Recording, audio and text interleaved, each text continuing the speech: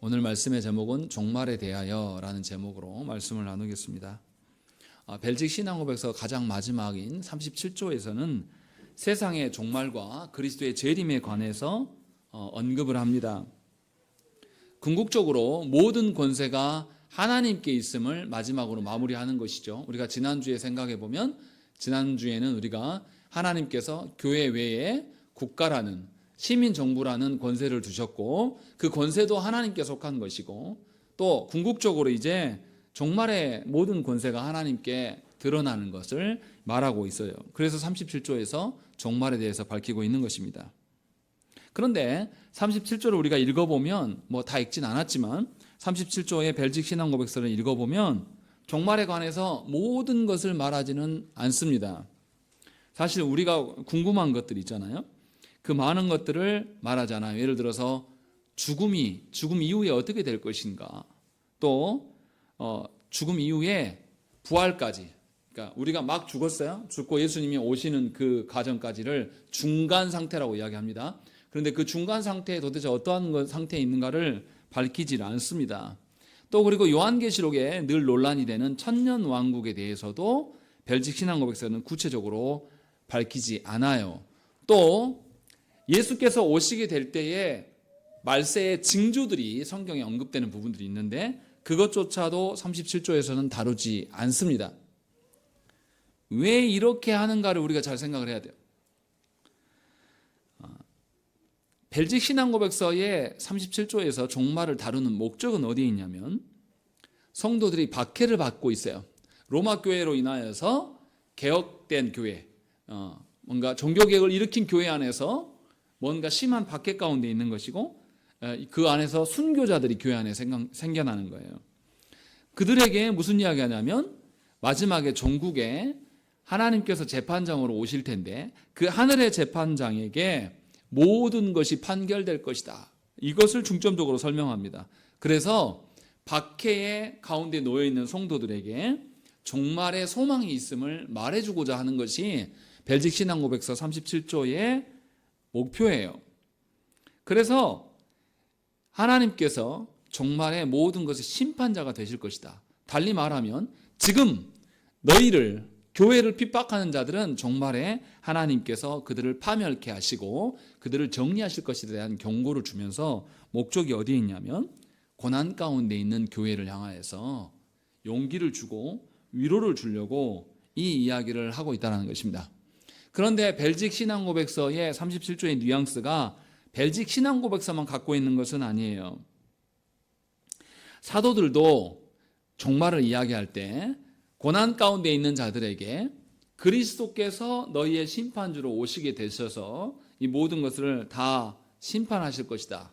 그래서 너희가 위로를 받고 힘을 얻을 수 있다. 거기에서 오늘을 살아갈 수 있는 근거를 찾을 수 있다라는 뉘앙스로 사도들도 가르칩니다. 그런데 문제는 뭐냐면요. 사람들이 종말을 어떻게 보냐 이 말이에요. 조국교 안에서 저 어렸을 때 종말에 대한 이야기들이 굉장히 많았습니다. 지금도 생각이 나요. 그 종말에 관련된 그 만화책이 생각이 나요. 근데 거기에 뭐가 있냐면 666표를 받게 되면 사탄의 노예가 되고 또 휴거가 당하게 되고 또 그 사탄이 지배하는 날들이 오게 될 것이고 이런 식으로 요한계시록의 성경 해석이 굉장히 이상하게 되어져 있는 그런 책들이 저 어렸을 때 80년대에 굉장히 유행했습니다. 그리고 성도들이 실제로 이 요한계시록에 대해서 혼란을 갖게 된 거예요. 근데 우리 시대만 그런 것이냐? 아니에요. 교회 역사 가운데 요한계시록의 종말에 대한 말씀들을 사람들이 어떻게 생각하냐면 자신들의 상상력으로 풀어 헤치려고 하는 그런 모습들이 교회 안에 늘 있었어요. 그래서 무슨 이야기를 하냐면 성경에서는 예수님이 재림하신 때를 안다고 했습니까? 못 안다고 했습니까? 모른다고 그랬어요. 심지어 누구도 모르신다고. 아들 대신 예수 그리스도도 모른다. 성부만이 아신다라고 말했는데도 불구하고 교회 역사 가운데서는 늘 주님이 오실 날을 계산하려고 했어요. 예측하려고 했습니다. 그래서 우리도 그렇지 않습니까? 종말에 대한 언급들 성경에 나오면 그때 지진이 있고 기근이 있고 전쟁이 일어나면 이것을 보면서 근거로 인해서 우리가 어떻게 해요? 지금 러시아하고 전쟁하고 있는데? 지금 이스라엘도 전쟁하고 있는데? 그리고 막 홍수 나가지고 기근이 있고 지진이 있는데 예수 오실 때 됐네. 이런 식으로 이런 것을 근거로 종말을 때려 맞추려고 하는 태도가 우리들에게도 있습니다. 그런데 성경이 정말로 그 말을 하는 것이냐라는 것을 생각을 해봐야 돼요. 그래서 역사 가운데 어떻게 웃지 못할 일들이 있냐면 서기 172년도에 몬타누스라고 하는 사람이 예수께서 이 페푸자라는 도시 안에서 재림하셔서 천년 왕국을 세우실 것이라고 예언했습니다. 그래서 사람들이 진짜 올 줄 알고 거기에 모였어요. 근데 이때만 그런 것이냐? 1533년에 제세례파 사람들, 제세례파들은 뭐냐면 하나님께 직통계시 받는 사람들이에요. 이것을 주장하는 사람들이에요. 근데 이 사람들 중에서 호프만이라는 사람이 예수님이 스트라스부르에 재림하실 것이다 이렇게 주장했습니다. 그래서 거기서 새 예루살렘을 세울 거다라는 것을 예언했습니다. 그런데 그의 제자가 기다려보니까 안 일어나요. 그래서 그의 제자 마테이즈가 호프만의 예언은 잘못된 것이고 자신이 다시 예언한다.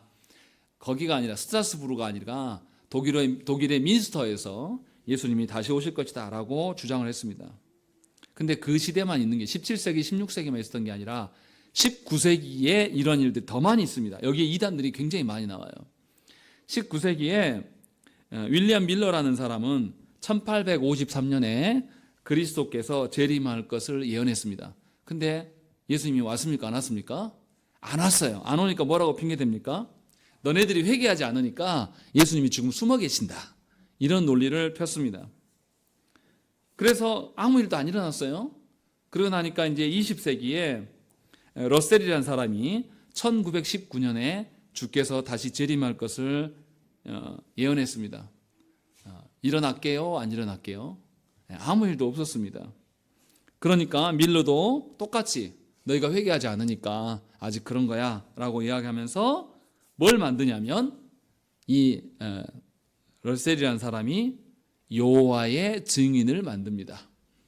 그리고 이 사람들이 집단을 이루고 그 교주가 러셀이 됩니다. 그러니까 어디서 출발한 거냐면 종말에 대해서 본인이 알고 싶은 방식으로 우리가 아는 세상의 종교성으로 종말을 때려 맞추고 싶은 거예요. 그러니까 성경을 그런 관점으로 요한계시록을 해석하게 되고 그것을 근거로 인해서 종말의 오류로부터 이단들이 생겨나게 된 거예요. 이거 말고도 많습니다. 예수님의 재림에 대해서 계속 관심을 두고 16세기 개혁자들은 그것에 대해서 그때가 어떻게 되고 징조가 어떻게 하는 이런 방식에 대해서 옳지 않다라고 말했어요. 성경은 그 뉘앙스로 말하는 것이 아니다. 그래서 16세기 개혁자들, 특히 칼뱅은 자기의 주석서에서 안 쓴 주석이 있어요. 뭘 안 썼습니까? 요한계시록에 대해서 주석을 아예 만들지 않았습니다. 왜냐하면 오해될 수가 있다. 그래서 개혁자들은 종말에 대한 관점을 다른 관점으로 봤어요. 사람들이 때려 맞추고 예상할 수 있는 방식으로 그 성경이 그것을 말하는 것이 아니라 종말이 있기 때문에 오늘을 살아갈 수 있는 유익이 있다. 이 관점으로 종말을 해석하고 설명하려고 했어요.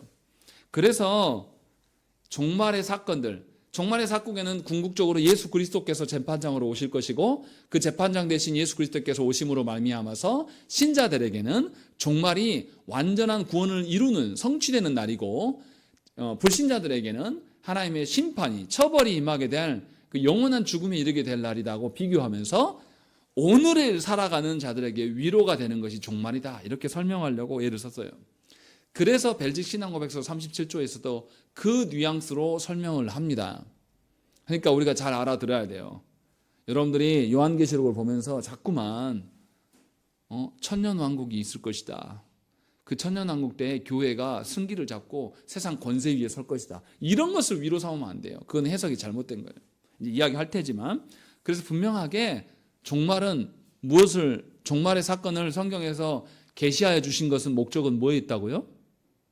오늘 성경을 읽고 있는 오늘을 살아가고 있는 성도들에게 종말이 하나님께서 완전하게 공의를 이루실 그날이기 때문에 오늘을 위로가 되고 힘이 되고 종말에 이루실 것이 오늘 살아가는 것의 삶의 근거가 되게 하기 위하여서 우리가 종말의 사건을 배우고 가르쳐야 한다는 것입니다. 그 뉘앙스라는 거예요. 그러면 이제 하나씩 생각을 해보십시다. 종말에 대해서 조금 생각을 해야 돼요. 최후의 심판날에 누가 재판장이 되십니까? 예수께서 재판장이 되셔요. 이것이 백성들에게, 성도들에게 큰 위로가 됩니다. 왜 위로가 됩니까? 예수님이 우리의 누구예요? 주님이십니다. 우리는 예수님의 종이에요. 그런데 우리의 주인 되신 그분이 재판장으로 오신단 말이에요. 얼마나 그러면 우리에게 힘이 됩니까? 하이델베르그 요르민답 52주에는 뭐라고 써있냐면 재판장을 전에 나를 대신하여 하나님의 심판대 앞에 서시사 내게 임한 모든 저주를 제거하신 바로 그분, 이렇게 표현합니다. 그러니까 예수님이 전에 재림하기 전에 초림하셔서 나의 죄를 위하여서 이미 십자가에 못 박혀서 죽으셨단 말이에요. 그분이 재판장으로 오셔요.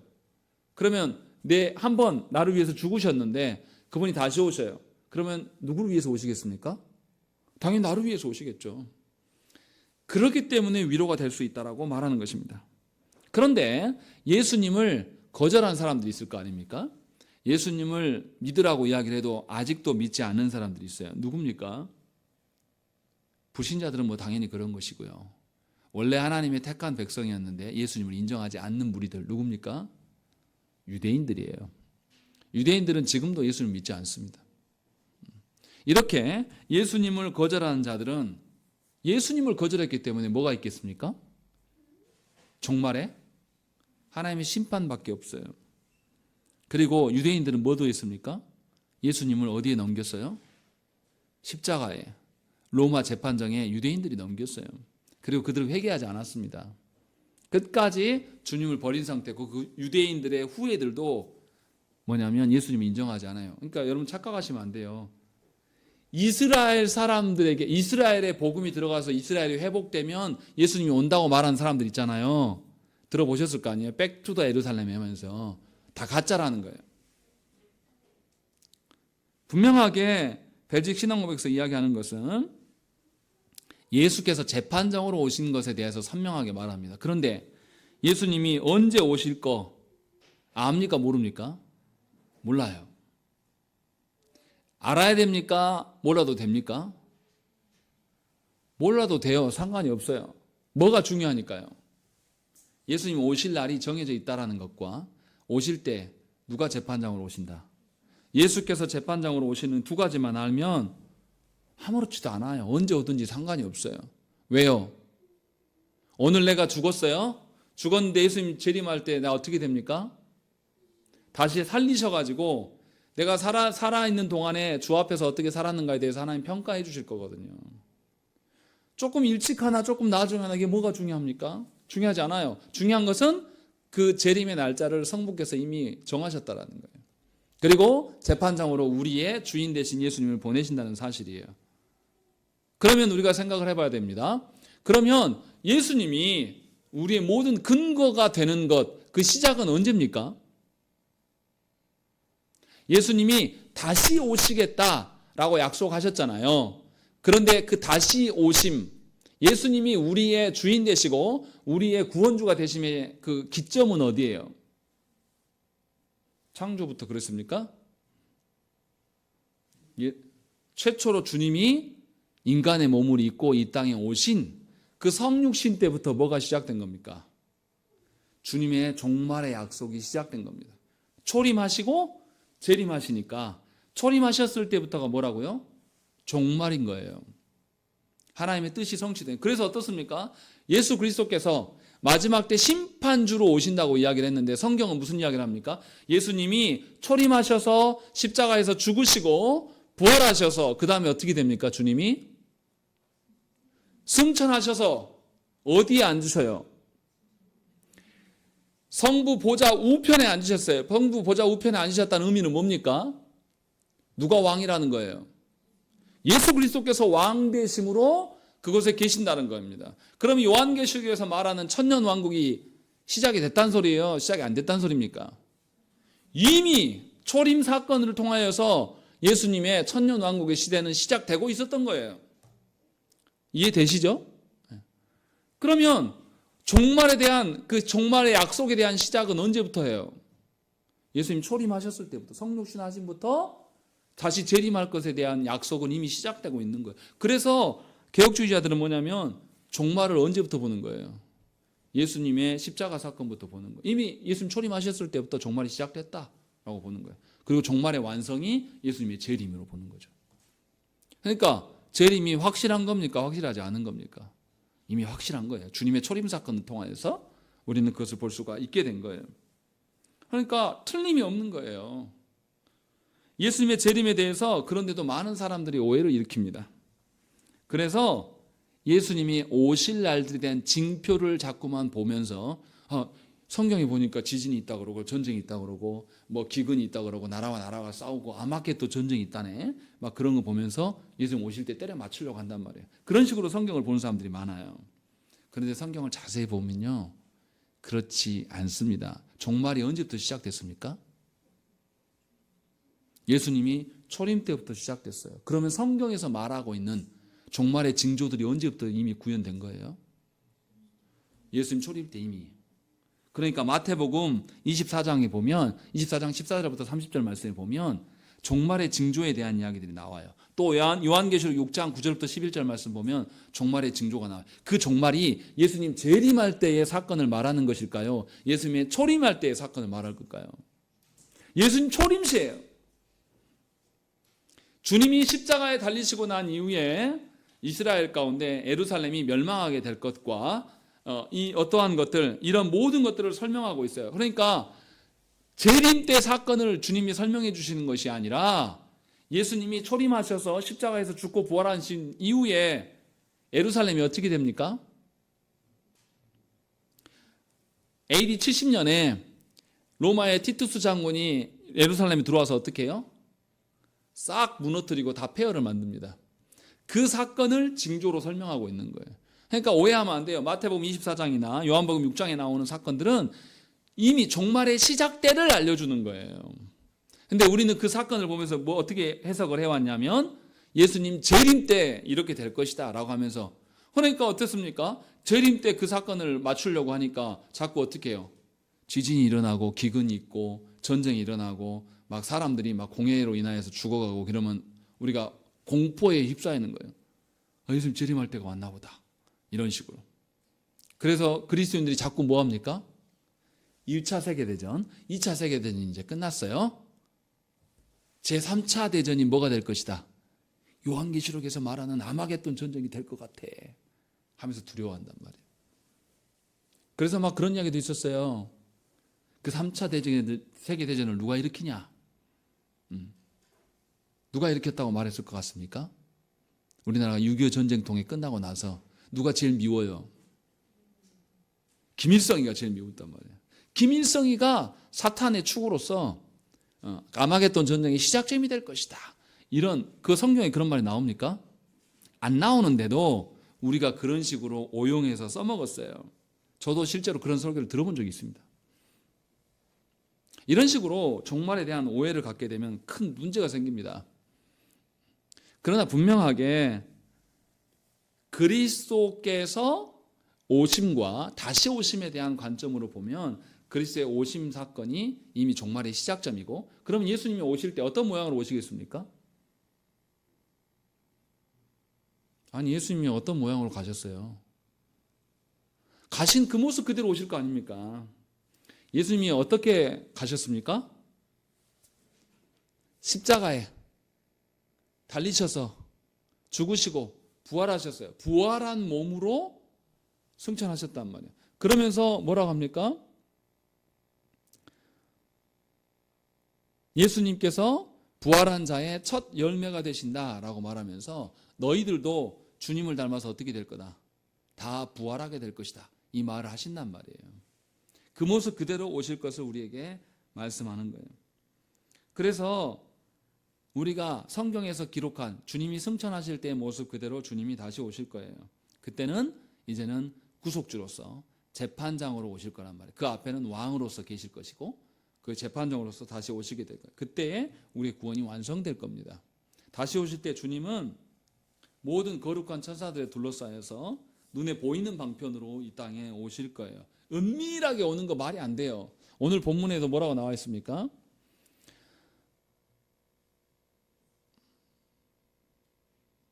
15절에 우리가 주의 말씀으로 너희에게 이것을 말하노니 주께서 강림하실 때까지 우리 살아남은 자도 자는 자보다 결코 앞서지 못하리라. 주께서 호령과 천사장의 소리와 하나님의 나팔 소리로 친히 하늘로부터 강림하시리니 그리스도 안에서 죽은 자들이 먼저 일어나게 될 것이다. 주님이 승천하실 때 은밀하게 아무도 모르게 승천하셨습니까? 아니요. 500의 제자들 앞에서 눈에 보이시는 가시적인 방식으로 승천하셨어요. 오실 때도 그렇게 오실 거라는 거예요. 그러니까 제7일 안식일교라든지 재림에 관련된 이단들이 말하는 것처럼 예수님이 이 땅에 왔는데 니네가 회개하지 않아서 어디 숨어 계신다, 이게 말이 됩니까? 그렇지 않다라는 거죠. 그런 식으로 성경을 보면 안 된다라는 거죠. 그래서 분명하게 주님이 오셔서 더러워진 이 땅을 정화시킬 거예요. 그것이 하나님의 심판이다라고 말씀하고 있는 거예요. 그러니까 생각하셔야 돼요.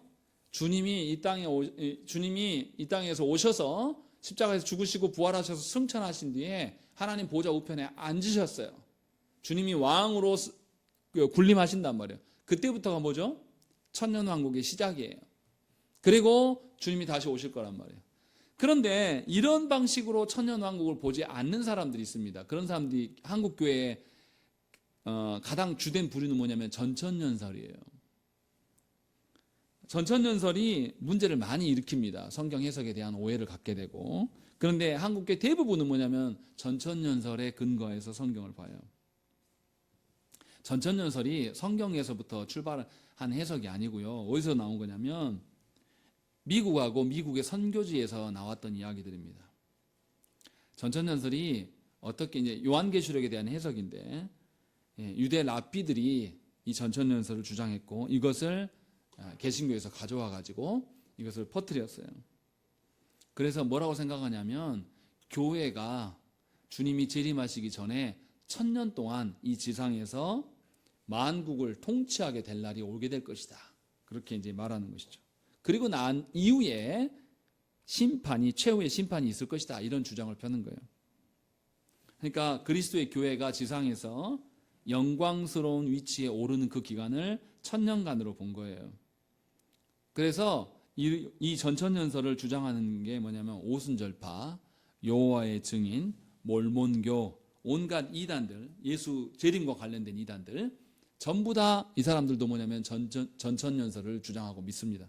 근데 놀라운 거는 한국교회도 그걸 따르고 있어요. 그래서 어떻습니까? 전천년설은 예수 그리스도께서 2번 재림할 것을 이야기해요. 예수님이 재림하셔가지고 1000년의 기간 동안에 교회가 예수님과 함께 이 땅에서 정치적이고 물질적으로 번영하면서 이 땅을 다 지배하게 될 그 기간을 설명하고 그렇게 1000년 동안 풍요를 누린 뒤에 예수님이 어떻게 하신다고요? 다시 올라가신다고 생각해요. 그리고 나서 최후의 심판 동안에 누가 활기를 칩니까? 사탄이 내려와서 사탄이 아마겟돈 전쟁을 일으키고 믿는 자들을 고난 속에 둘 것이다. 그리고 난 다음에 예수님이 다시 오실 것이다. 이렇게 설명해요. 그러니까 예수님이 재림이 2번 있는 거예요.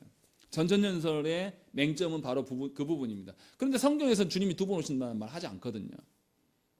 근데 이렇게 오류를 갖게 돼요.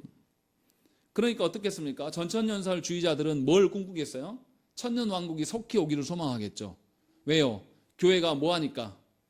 주님과 함께 이 세상 권세를 쥐고 세상의 경제적인 거나 어떤 세상의 군사적인 모든 것들 교회가 다 지배해야 돼요. 그래서 전천년설을 믿는 사람들은 교회가 국가를 지배해야 한다고 믿겠습니까? 믿지 않겠습니까? 믿게 되는 거예요. 그래서 교회가 뭐합니까? 어디에 기웃거려요? 정치에 기웃거리는 근거가 되는 거예요. 성경을 그런 식으로 해석을 하니까. 그래서 교회가 1000년 동안 세상에서 군림하는 것이 복이에요. 그래서 예수 믿는 사람들은 세상에서도 어때야 돼요? 가난하고 핍박받고 괴로움에 처하면 이건 좋은 게 아니에요. 전천년설 주장하는 사람들 입장에서는 예수 믿으면 어때야 돼요? 잘 되고 예수 믿는 사람들이 다 어떻게 해요? 전체 다 세상을 다 지배해야 되는 거예요. 그러면 예수 믿는 사람이 그런 방식으로 본다면 세상의 권세 잡은 거하고 하나님 나라의 백성으로서의 권세 잡는 거하고 같습니까? 다릅니까? 같아지는 거예요. 그런 오류가 있다니까요. 그런데 한국교회의 많은 목사들과 성도들이 이것을 믿어요. 그래서 이제 이 전천년설 주의자들 중에 어떤 사람이 생겼냐면 예수 그리스도께서 다시 오셔서 어디로 회복할 것이다. 예루살렘을 회복하게 돼서 예루살렘을 중심으로 천하통일을 이루고 모든 정치 권력을 잡게 될 것이다. 그래서 이 사람들은 뭐습니까? 어디가 회복돼야 돼요? 예루살렘이 회복돼야 돼요. 유대인들이 회복돼야지 예수님 오신다고 믿는 거예요. 이렇게 생각하는 것이 뭐냐면 시오니즘입니다. 유대인들이 핍박받고 다 흩어져서 지내다가 미국으로 많이 건너갔어요. 그리고 미국의 경제를 꽉 주름 잡습니다. 지금까지도 유대인들의 파워가 엄청나요. 그래서 이스라엘의 전쟁 나면 누가 개입합니까? 미국이 개입하는 거예요. 이 미국이 군사력을 움직이게 할 수 있는 이 사람들이 누굽니까? 유대인들이에요. 유대인들의 관점에서 유대인들이 다 회복돼야지 예수님 재림한다고 믿는 거예요. 이게 전천년설주의자들의 생각이에요. 그래서 한국교회도 백투 더 예루살렘 이야기를 하는 거예요. 복음이 서진서진해서 다시 예루살렘으로 복음 들으면 예수님 오신다, 이 논리예요. 근데 성경에 어디 그런 게 있습니까? 없어요. 근데 이것을 주장한 것이고, 또 몰몬교도들은 예수님이 어디에 재림하셔서 천년왕국을 세운다고 믿었냐면 유타주에 예수님이 오신다고 믿어요. 그래서 몰몬교의 본사는 미국의 유타주입니다. 거기로 오신다고 믿는 거예요, 이 사람들은. 또 어떤 사람들은 예수님이 안 오시고 하늘에 계신다, 이렇게 믿는 전천년설주의자들도 있습니다. 문제는 뭐냐면 이렇게 성경을 해석하게 되면 아까도 말했지만 신약과 구약의 통일성이 없어집니다. 전천년설주의자들은 어떻게 했습니까? 구약에서 하나님이 약속하신 것이 언제 이루어지는 거예요? 천년왕국 동안에 이루어집니다. 그러겠죠? 그런데 성경에서 구약에서 예언했던 하나님의 통치와 하나님의 다스림은 누구를 통해서 드러납니까? 예수 그리스도를 통하여서 모든 것이 다 이루어지는 거예요. 전혀 달라요. 그러면 신구약, 구약과 신약이 하나님의 언약으로서 일맥상통해야 돼요. 짝이 맞아야 돼요. 하나님이 구약에서 예언하신 바가 신약의 예수 그리스도로 말미암아 성취되는 것을 믿어야 되는데, 전천년설, 천년왕국을 믿는 사람들은 어떻게 되냐면 그 예수 그리스도께서 이루신 성취가 아니라 또 다른 천년왕국이 필요하다라고 보는 거예요. 그러면 구약의 말씀들이 예수님 안에서 성취된 것이 아니라 천년왕국 때 다시 이루어져요. 그때가, 그러면 예수님이 승천하시고 하나님 보좌 우편에 앉으신 것을 이 사람들은 예수님의 다스림으로 보는 겁니까? 보지 않는 겁니까? 보지 않는 거예요. 그래서 천년왕국을 또다시 기다리게 되는 거예요. 그러면 주님이 이루신 것이 의미가 없어져요. 그리고 구원이라는 것도 결국 어떻습니까? 이 지상에서 힘을 얻는 것이 구원이라고 착각하기 시작한다는 것이죠. 이런 오류가 생겨납니다. 그런데 역사 속에 한번 생각을 해보십시오. 역사 속에서 어떻게 이루어져 갔는가? 그리스도께서 우리의 구원주 되신다라는 그 복음이 어느 나라를 무너뜨렸습니까? 예수님을 십자가에 못 박고 십자가에 죽인 누가 죽였습니까? 로마가 예수님을 십자가에 못 박아서 죽였어요. 그런데 로마가 누구에게 굴복당합니까? 예수 그리스도의 복음에 의하여서 로마가 4세기에 로마가 그리스도교를 인정해요. 그리고 예수님을 믿기 시작합니다. 그리고 로마의 정치 권력에 들어가려면 예수를 믿어야지만 이제 정치 권력에 들어갈 수 있는 구조로 바뀌어요. 그리고 로마만 그런 게 아니라 복음이 들어가는 나라들마다 어떻게 합니까? 생각을 해보세요. 로마에 있었던 복음이 유럽으로 들어가요. 유럽으로 들어가서 로마가 멸망하고 난 이후에 유럽의 왕국들이 막 생겨나요. 그런데 그 왕국들이 다 기독교 안에 놓이게 됩니다. 그리고 복음을 받아들인 그 나라가 세상에 패권을 쥐게 돼요. 이것이 역사에서 드러나는 겁니다. 제가 말하는 것은 패권을 쥔다, 그것이 하나님 뜻이다, 이 말하는 게 아니라 패권 진 자들을 통하여서 복음이 세계 전역으로 퍼져나간다라는 거예요. 그래서 복음으로 말미암아서 세상에 패권을 쥐고 있는 것, 복음이 세상의 모든 것을 정복하고 있는 것을 그리스도의 복음으로 말미암아서 모든 역사가 증명해 주는 거예요. 그래서 우리 같은 무천년설 입장의 사람들은 어떻습니까? 이미 천년왕국이 예수님의 초림으로부터 이미 시작되었다, 이렇게 보고 있는 거예요. 주님이 다스리시고 복음으로 모든 것이 재편되는 것, 그것이 천년왕국의 개념이에요. 그러니까 천년왕국을 숫자 그대로 보면 됩니까? 안 됩니까? 예수님이 초림하신 뒤로 벌써 지금 우리가 몇 년이 흘렀습니까? 거의 2000년이 흘렀어요. 그러면 숫자적으로 헤아리는 사람 앞에서는 이 천년왕국의 시대가 넘어버렸는데? 이렇게 생각할 수 있어요. 그러나 요한계시록 해석할 때 나오는 모든 숫자들은 숫자 그대로입니까? 상징적으로 봐야 됩니까? 전부 상징적이에요. 왜 사탄의 숫자가 666이고 하나님의 군사들이 7로 이야기합니까? 성경에서 7은 가득 찼다는 뜻이에요. 그런데 6은 아직 차기에는 모자람이 있는 거예요. 그래서 사탄의 숫자예요. 666이. 뭐 666 여기 코드를 받으면 뭐 어떻게 됐다. 그게 아니고 상징적으로 보여주는 겁니다. 하나님의 말씀에 부합하지 못한 것, 부족한 것. 이렇게 설명하고 있는 거예요. 그래서 분명하게 우리가 이 전천년설의 오류를 알아야 돼요. 구약과 신약을 하나로 짝으로 보지 못하게 만드는 큰 오류를 갖게 되는 것이고, 그래서 신약을 구약의 성취로 보지 않습니다. 신약에서 예수 그리스도께서 오셔서 성취된 것을 이 사람들은 중요하게 여기지 않고 오히려 천년왕국만을 노래합니다. 더 문제는 뭐냐면 우리가 죽고 난 이후에, 죽고 난 다음에 예수님이 오실 때까지, 그러니까 예수님이 초림하시고 예수님이 오실 때까지를 우리가 중간 상태라고 말할 수 있는데, 이 중간 상태에서 예수님이 승리하신 겁니까? 못하신 겁니까? 천년왕국의 입장에서는. 천년왕국 시대가 지금 열렸습니까? 열리지 않았습니까? 아직 안 열렸어요. 그러면 예수님 오시기 전, 천년왕국이 아직 시작되기 전까지 이 기간은 예수님이 승리하신 기간이에요? 승리하시지 못한 기간입니까? 승리하지 못한 걸로 본다니까요. 천년왕국, 전천년설을 주장하는 사람들은.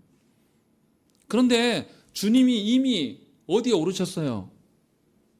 성부 보좌 우편에 오르셔가지고 하나님으로부터 모든 왕권을 쥐고 다스리고 계신다니까요. 그래서 교회가 어떤 국가 권력의 핍박과 어떤 속에서도 교회가 전 세계로 퍼져나갔습니까? 안 퍼져나갔습니까?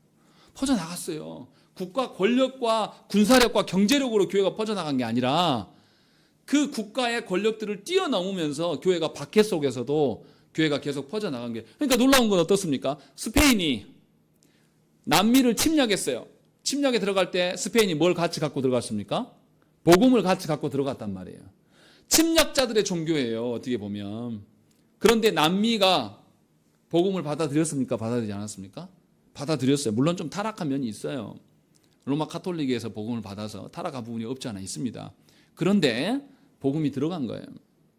침략자의 종교를 우리 같으면 기분 나빠서 받겠습니까? 받지 않겠습니까? 안 받겠죠, 우리나라는. 그런데 실제로 역사 보면 그렇지 않다라는 것이죠. 그러니까 전천년설을 믿으면 성경 해석이 이상해지고 예수님의 왕권에 대해서 인정하지 못하는 구조로 되기 때문에 분명하게 위험해집니다. 그래서 전천년설 주장하는 사람들은 그리스도께서 왕 되심, 다스림이 현재적이라고 봅니까? 미래적으로 봅니까? 미래적으로 봐요. 아직 없다라고 보는 겁니다. 그런데 우리 입장은 뭐예요? 지금이 주님이 이미 성부 우편에 앉으셔서 이기신 상황이고 그것을 다스리고 있는 거예요. 그래서 우리는 주님이 이미 이겨놓은 싸움 가운데 우리가 놓여 있는 겁니다. 그 속에서 우리가 승리자로 살아가는 거예요. 이것이 성경을 바라보는 합당한 개념이라는 것이죠. 그러면 이제 우리가 바른 관점에서 보십시다. 최후의 종말에 주님이 모든 성도들을, 모든 사람들, 성도뿐만 아니라 모든 사람들을 한 사람도 예외 없이 다 호출하실 거예요. 왜 호출하십니까? 왜 부활시키십니까? 심판하시기 위하여서. 그런데 심판의 종류가 달라요. 신자의 심판과 불신자의 심판이 달라요. 심판시키기 위해서 부활하시는데 부활의 의미가 다르다는 거죠. 신자의 부활과 불신자의 부활이 달라요. 그래서 고린도전서 15장 42절부터 무슨 말이 나오냐면 바울이 이렇게 말합니다. 부활할 것에 대해서 이야기할 때 썩어질 것이 썩지 아니할 것으로, 욕된 것이 영광스러운 것으로, 약한 것이 강한 것으로, 육의 몸이 신령한 몸으로 부활하게 될 것이다. 이렇게 말하고 있는 거예요. 우리가, 제가 죽었는데 예수님 재림하셔서 다시 부활시킬 때 저라는 것을 인지할 수 있는 상태로 부활이 되겠죠. 전혀 다른 사람이 아니라. 그런데 그 부활한 몸은 썩지 아니할 거라는 거죠. 이제 영원할 것에 대한, 그리고 죄에 찌눌려서 욕되고 더러운 상태가 아니라 영광스러운 상태. 이제 육신으로도 누구를 찬양할 수 있는, 하나님을 찬양할 수 있는 그런 상태로 하나님 부활시키시겠다는 것이죠. 그래서 이제는 더 이상 육적인 것에 매이지 않아요. 죄에 매이지 않아요. 그래서 우리가 영원히 살아가게 돼요. 그런데 언제 이 일이 일어납니까? 하나님께서 택한 모든 백성들이 주님 앞에 회심하고 돌아올 때, 그 모든 수요가 찰 때 주님이 오신다고 했어요. 그럼 생각을 해봅시다. 부활한 몸이 다시 먹을 필요가 있겠습니까? 없겠습니까? 부활했는데 우리 몸이 늙어갈까요? 아니죠. 우리가 먹어야지만 살잖아요. 지금은 먹을 필요가 없을 거예요. 부활한 몸은. 그리고 죄에 대해서 자유로울 것이고, 부활한 몸이 변화하고 성장하고 번식해야 되겠습니까? 아니요. 주님이 택한 수요가 이미 다 찼어요. 그때는 시집장가 가는 개념 자체가 없어요. 더 이상 육적인 가정의 어떠함으로 하나님 나라를 말할 필요가 없게 되는 거예요. 그러니까 생각을 해보세요. 그 마지막에 부활의 의미를 아는 사람이라면 육적인 관점으로 하나님 나라에 대해서 말하겠습니까? 안 하겠습니까? 안 한단 말이에요. 근데 지금 우리 그렇게 말하잖아요. 뭐라고 말합니까? 돌아가신 너희 아버지가 우리 보고 우리 위해서 기도해 줄 거야. 이게 말이 맞는 소리입니까? 그 나라에 가서도 계속 육적인 가정의 질서로 그것이 유지되겠습니까? 그럴 리 없다라는 거예요.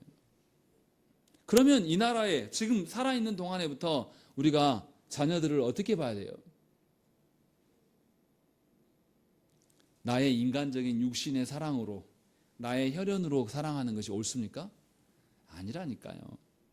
하나님 앞에서 귀한 영혼으로 바라보는, 내가 낳았으니까, 내가 배 앞에서 낳았으니까 내 소유고 너는 내 말 들어, 이렇게 할 게 아니라 이 자녀들이 누구 앞에 서도록 하나님 앞에서 살아가면서 바른 판단할 수 있도록 그렇게 키우는 게 정상적인 것이에요. 그게.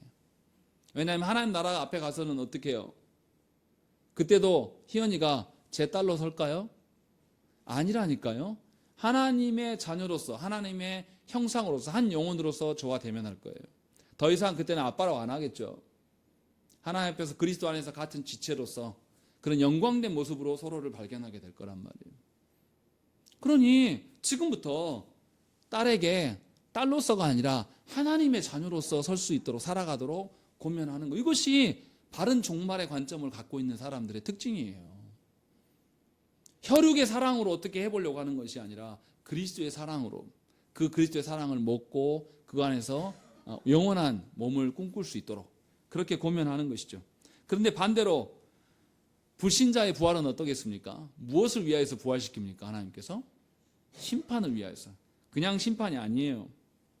그가 살아있는 동안에 하나님을 부인하고 하나님의 믿는 사람들을 핍박하였던 그 모든 것에 대해서 하나님이 부끄럽게 만들고 치욕스럽게 하나님께서 만들기 위하여서 그를 부활시키시는 거예요. 그러니까 그의 부활은 뭐냐면 심판의 부활이고 수욕과 수치의 부활이 될 것입니다. 우리랑 완전히 개념이 달라요. 그리고 하나님의 저주가 그들의 몸 안에서 계속될 거예요. 그러니까 영생하고 하나님의 영광을 누리고 풍요롭게 하시기 위해서 하나님 부활시킨 게 아니라 이 사람들은 영원토록 고난받고 수치와 멸시를 받을 수 있는 그런 상태, 꺼지지 않는 그런 고통 속에 두기 위하여서 하나님께서 부활시키신 거예요. 그러니까 얼마나 무섭습니까? 죽을 수가 없어요. 계속 고통당하면서 하나님께서 그런 상태로 일으키시겠다는 거죠. 그리고 이제 한 가지 더 생각해야 될 게, 오늘 본문에 보면 뭐라고 되어 있습니까? 자는 사람에 대한 언급이 나와요.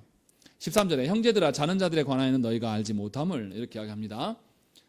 자는 자가 어떤 상태입니까? 성경에서 자는 걸 무슨 상태를 자는 거라고 합니까?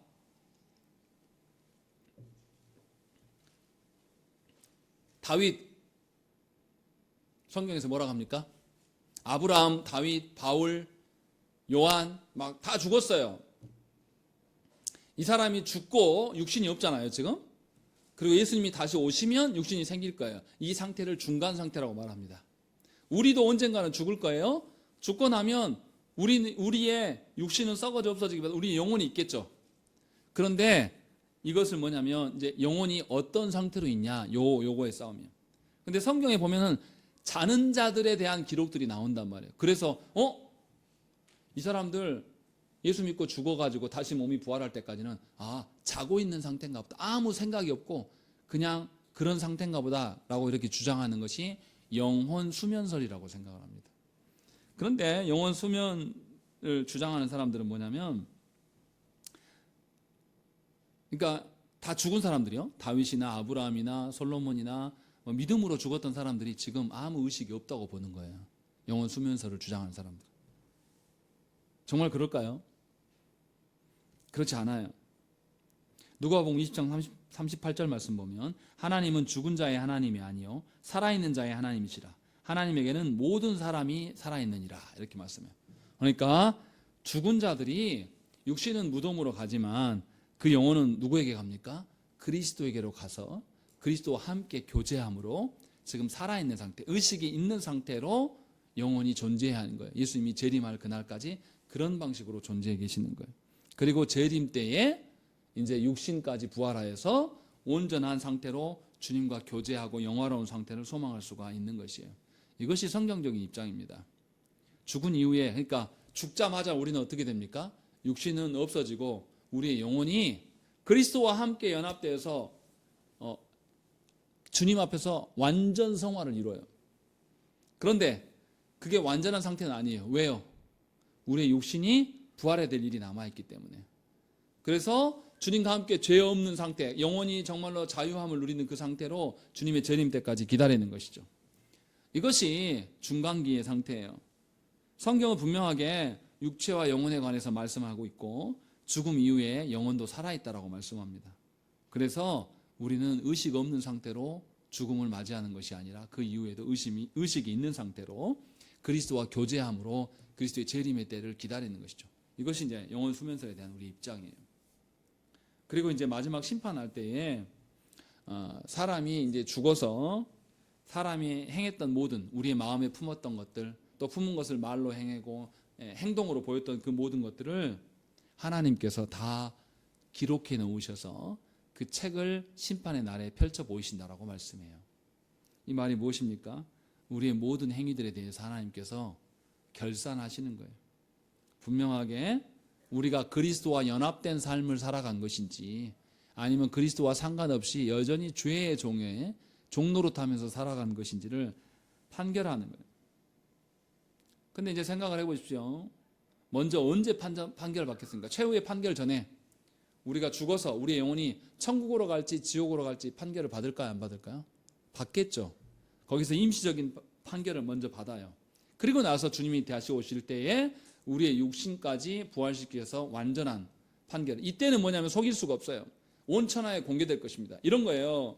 목사님, 제가 2024년도에 여러분들에게 설교를 하면서도 정말로 그 설교한 것을 제 목사인 제가 앙망하면서 소망하면서 그것을 소원으로 품고 설교한 것인지 아니면 성도들을 더 많이 모이려고 나도 소망하지 못하고 있으면서도 여러분들한테 그냥 성도들을 더 많이 모으게 하려고 말한 것인지 그날에 가면 다 공개된다는 거예요. 여러분들이 오늘 이 명절의 고통을 뚫고 여기 와서 예배를 드린 것이 진짜 하나님 앞에서 한 것인지 아니면 목사인 제가 막 뭐라 하니까 아이고 목사님도 불쌍하기도 하고 내 체면도 있고 해서 나 예배 가서 드려야 되겠다 이런 마음으로 왔는지 그날에 다 주께서 공개하시겠다는 거예요. 그러니까 우리가 오늘을 살아가고 있는 무슨 목적으로 어떤 것을 희망하면서 살아가고 무엇을 마음에 품고 살아가고 있는지가 다 공개될 날이 있어요. 지금은 우리가 속일 수 있을 것처럼 말하지만 주님은 그것을 다 예비해 두고 계신다는 거죠. 주께서 오실 날이 있어요. 그러니까 오늘을 어떻게 살아야 됩니까? 하나님 앞에서 정직하게 살아야 되는 것이죠. 이것이 정말의 개념이에요. 그래서 성도가 이제 다시 살아나게 될 날이 있습니다. 그러면 이제 우리가 그날을 위해서 오늘을 어떻게 살아야 되겠습니까? 그날에 되면 우리가 어떤 것을 품고 살았는지 다 공개된다니까요. 오늘 우리가 살아갈 때 하나님께서 말씀하시는 구원의 대의, 그 구원의 큰 품을, 그 구원의 큰 의미를 품고 살아간 사람은 하나님의 구원이 이루어지는 것으로 인해서 기뻐하면서 현재도 살았을 거예요. 마지막 때에 우리가 무엇을 소망하고 살았는지 주님이 다 확인해서 비춰볼 거예요. 하나님이 주신 그 구원의 그 의미, 하나님 나라의 질서를 소망하면서 살았는지 아니면 늘 그 이야기를 듣긴 들었지만 내 팽개쳐두고 내 자식 잘 되고 내 자식이 주는 위로와 이런 것을 마음으로 품고 살아왔는지 그날에 싹 오픈된다니까요. 그래서 오늘은 뭐냐면 마지막 심판의 증거가 되는 거예요. 오늘은 여러분들이 오늘 무엇을 품고 살아가고 무엇을 위로로 살아가고 있는가 그날에 다 확인될 거예요. 그러니까 오늘 우리가 어떻게 살아가느냐는 종말의 일들이 있기 때문에 오늘 어떻게 살아가는지 기준점이 바뀔 수 있다는 것이죠. 우리는 어떻게 삽니까? 종말을 생각하지 않고 살아가요. 지금 현재 나에게 펼쳐져 있는 상황과 다른 사람과 나의 관계를 근거로 우리가 살아가는 것이 대부분이에요. 그런데 종말을 아는 자면 어떻게 하겠습니까? 주님이 오실 때에 주께서 나에게 맡겨주신 사명, 명분, 그것을 붙들고 살아갈 겁니다. 교회의 사명, 하나님이 주신 내 사명 다르지 않아요. 우리는 한국교회는 어떻게 생각합니까?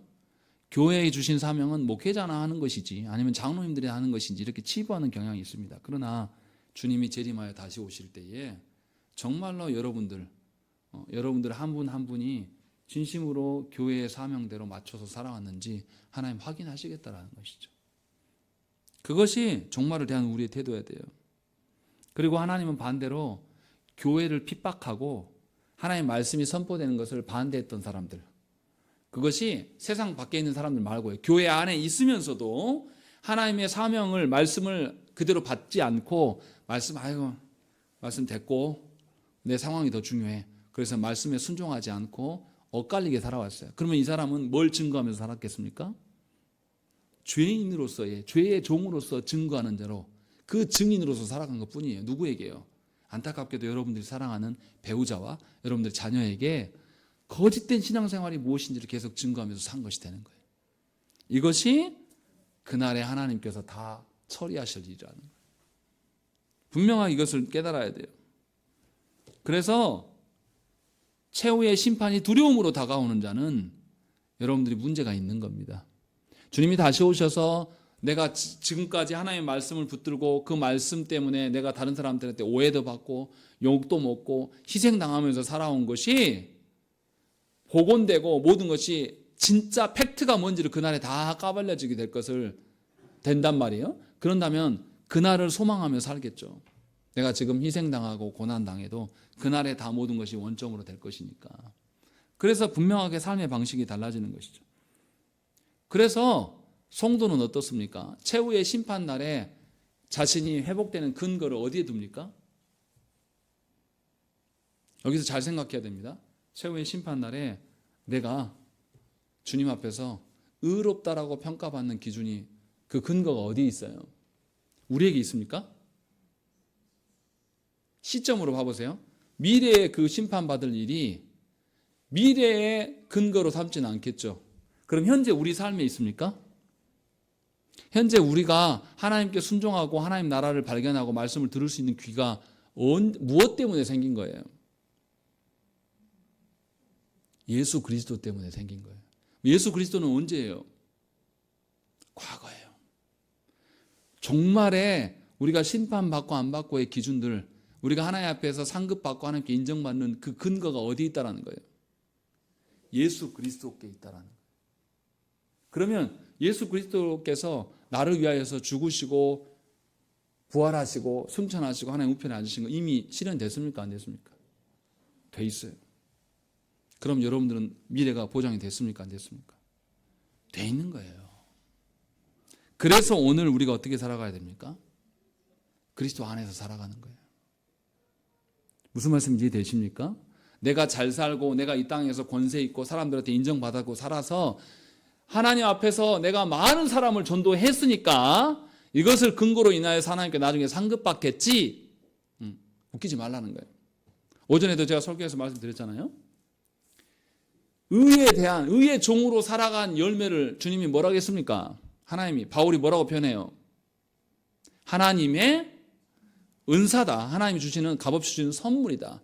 네가 잘했기 때문이 아니라 그 영생으로 주시는 열매는, 열매인 영생은 그리스도께 달려있는 것이고 그리스도로 인하여서 너희가 받을 자격이 없는데도 주신 것이다 라고 말한 거예요. 그러니까 종말에 우리가 의롭게 되는 근거는 어디 있어요? 과거에 이루신 예수 그리스도에게 있어요. 그러니까 우리가 종말을 어떻게 바라볼 수 있는 거예요? 지금 내 행동과 내가 이루는 결과물과 내가 이것을 보면서 이것을 근거로 인해서 아이고 불안해 죽겠네 이렇게 봐야 됩니까? 이미 누구 안에서? 예수 그리스도 안에서 확정되어 있는 거예요. 그냥 지금 우리는 이 그리스도께서 이루신 확정된 삶을 따라가는 삶을 살아가면 돼요. 그래서 믿는 바가 순종이 필요하다고 말하는 거죠. 그것이 종말에 대한 우리의 태도예요.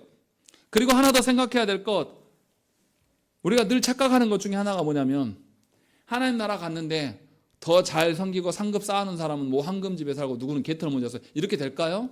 하나님 나라 갔는데 거기에 여전히 질투가 있고 시기가 있다면 그거 하나님 나라겠습니까? 반대로 생각을 해볼까요? 지옥의 형벌을 받는데 성경에 그런 기록이 있나요? 더 심각한 죄를 지었기 때문에 더 극악의 심판을 받고 덜 심각한 죄를 지었기 때문에 덜 심판을 받는다. 그런 성경의 기록이 어디 있습니까? 없어요, 성경은. 죄인들은 하나님 앞에 심판받을 자들은 어떻게 해요? 다 영원히 똑같이 심판받는다고요. 차등이 없어요. 차등에 대한 언급이 전혀 없어요. 세상이 말하는 신과 함께라는 영화를 보면 어떻습니까? 거기에서 막 염라대왕한테 심판받으면 지옥의 단계가 있잖아요. 차등이 있는 곳이라면 똑같이 하나님에 대한 상급도 차등이 있어야 되잖아요. 그 논리라고 편다면. 근데 차등이 있어서 서로 시기하고 질투하는 곳이 있다면 그게 하나님 나라입니까? 그럴 수 없는 거예요. 그래서 하나님께서 주시는 그 은혜는 오로지 누구로부터 나오는 거예요? 그리스도로부터 나오는 거예요. 그런데 알미니안들이나 펠라기안이나 로마 교회는 나중에 심판받을 것에 대한 것이 누구로부터 나온다고 생각합니까? 내가 이 땅에서 얼마나 하나님께 헌신하고 순종하고 헌금 얼마나 했는고 이런 것으로 근거로 인하여서 나중에 심판받는다고 생각을 하는 거예요. 다시 말씀드리지만 이런 식의 심판은 교회 안에서 찾으면 안 돼요. 누가? 신과 함께 영화에 다 나오잖아요. 세상이 말하는 종교성에 근거한 판단이에요. 오류예요, 오류. 그래서 제가 드리고 싶은 이야기는 뭐냐면 여러분들의 하나님의 최후의 심판이 누구 안에서 이미 확정적이에요. 그리스도 안에서 다 확정되어 있는 거예요. 그럼 우리는 어떻게 살면 됩니까? 그리스도께서 말씀하신 바대로 오늘 살아가면 되는 거예요. 불안할 필요가 하나도 없어요. 주님이 내일 당장 오셔도 우리는 누구 안에서 확정적이에요. 그리스도께서 이루신 일 안에서 우리는 확정적이란 말이에요. 두려워할 필요가 없는 거예요. 다만 우리가 그리스도께서 이루어놓으신 그 구원의 사역이 나랑 상관없는 일이 될까 봐 두려워하는, 그건 두려워해야죠. 그러나 주께서 말씀을 듣게 하셨고 우리를 어떻게 했습니까? 이미 교회로 부르셨단 말이에요. 나의 어떠함이 아니라 그리스도께서 다 이루신 바예요. 그러니 우리의 종말은 확정적인 것입니다. 그리고 너무나 확정적인 것을 우리 모두가 소망으로 품고 살아갈 수가 있는 겁니다. 이게 성경의 가르침이에요. 예수 그리스도를 따르고 예수 그리스도로 말미암아서 살아가는 사람이 무엇으로 재미를 붙이고 무엇으로 위로를 삼겠습니까? 하나님 말씀하신 바, 하나님이 종국의 우리를 하나님 나라 백성으로 이끌어 가시고 하나님 나라 일꾼으로 부르신 그것 안에서 우리는 재미 붙이고 살아갈 거예요. 근데 생각을 해보세요. 예수를 믿었는데 여전히 그 사람의 위로와 재미가 하나님 안에 없어요. 세상이 있어요. 남들이 해외여행 가면 나도 가야 돼. 못 가면 막 죽을 것 같아. 남들이 다 명절 때 다 친척들 모아가지고 술 한잔씩 하고 막 그런 화목한 분위기 있으면 자기도 막 하고 싶어. 이게 하나님의 사람일까요? 그렇지 않은 겁니다. 정말로 우리가 종말을 바르게 이해하고 종말의 확증이 예수 그리스도 안에서 일어났다는 것을 우리가 믿는다면 여러분들의 위로와 여러분들 살아가는 삶의 재미는 하나님의 말씀이 있어요. 그렇게 정말 내가 그렇게 살아가는지를 점검하셔야 됩니다. 이것이 종말을 대하는 나의 태도로 교정하는 방편입니다. 그렇지 않고 하나님과 무관하게 여전히 여러분들의 위로와 여러분들의 소망이 하나님 주신 것이 아닌 세상의 것에 있다면 우리는 심각한 겁니다. 확정적인 종말을 확정해 주신 하나님의 어떠함 속에서 우리를 발견하는 것이 아니에요. 내가 만들어 놓은 것에 허상을 붙잡고 살아가는 것입니다. 그러니 분명하게 종말 앞에 이루어질 일들 놓고 여러분들이 어떠한 태도로 살아가는지를 점검하시고 하나님께 회개하시고 하나님의 도움을 구하시는 그 은혜를 누리시기를 간절히 축원합니다. 함께 기도하겠습니다.